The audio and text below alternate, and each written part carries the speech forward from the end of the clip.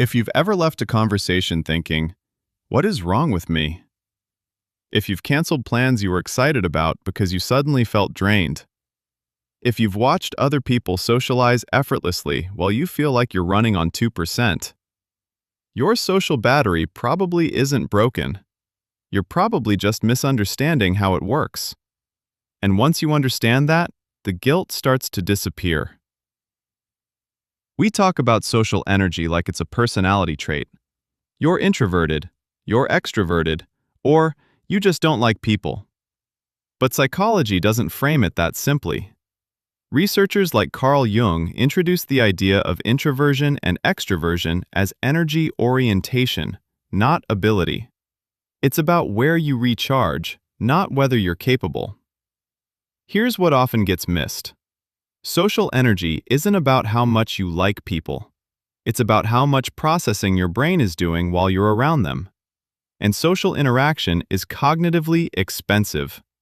Your brain is constantly processing things like reading facial expressions, interpreting tone, monitoring your own behavior, predicting reactions, and regulating emotional responses. That's a lot of real-time computation. Some people feel drained not because they dislike socializing, but because their brains are running a high-resolution scan the entire time. That's not weakness, that's bandwidth. Social exhaustion usually comes from one of three sources rather than personality flaws. Number 1. Performance mode. If you feel like you're constantly having to turn it on during interactions, your brain treats it like a task, and tasks consume energy. When you're filtering your words, adjusting your tone, managing impressions, your prefrontal cortex stays active. That's effort. The more self-monitoring you do, the more drained you'll feel afterward.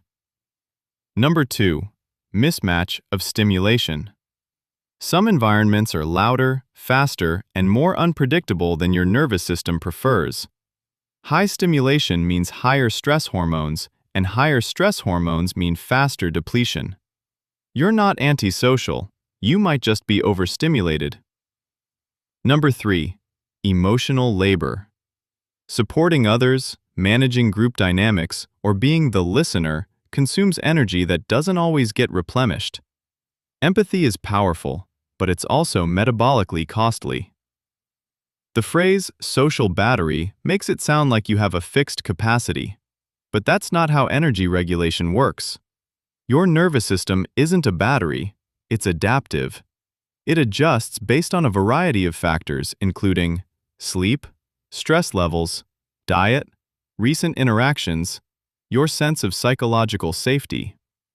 If you had a stressful week, your tolerance for stimulation shrinks. If you're well rested and feel secure, your capacity expands. The same person can love a dinner party one week and avoid it the next.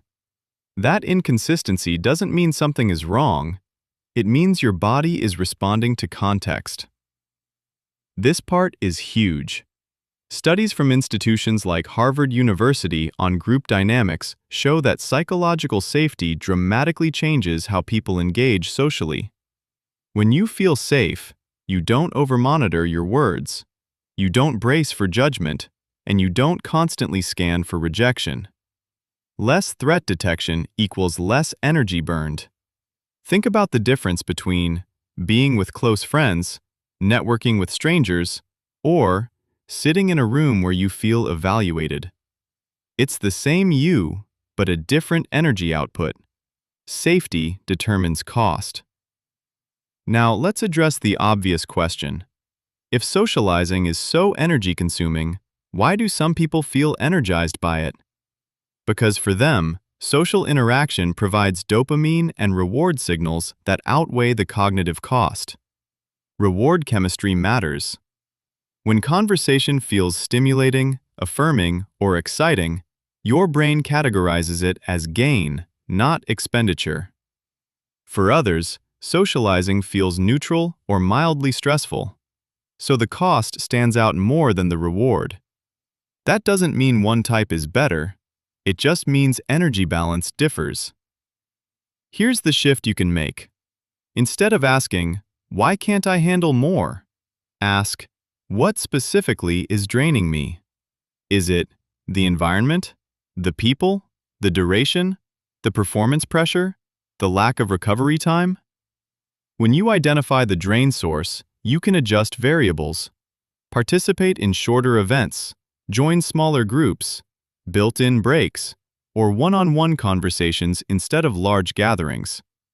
You don't have to eliminate socializing, you optimize it. One important clarification. Recharging doesn't always mean being alone. It means reducing input. For some people, recharging looks like quiet time, low-stakes conversation, passive activities, time in nature, or doing something familiar. Recovery is about nervous system regulation, not social withdrawal. And if you never allow recovery, even extroverted personalities burn out. Your social battery isn't broken.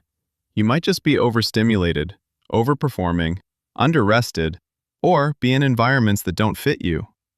There's a difference between disliking people and being depleted by context.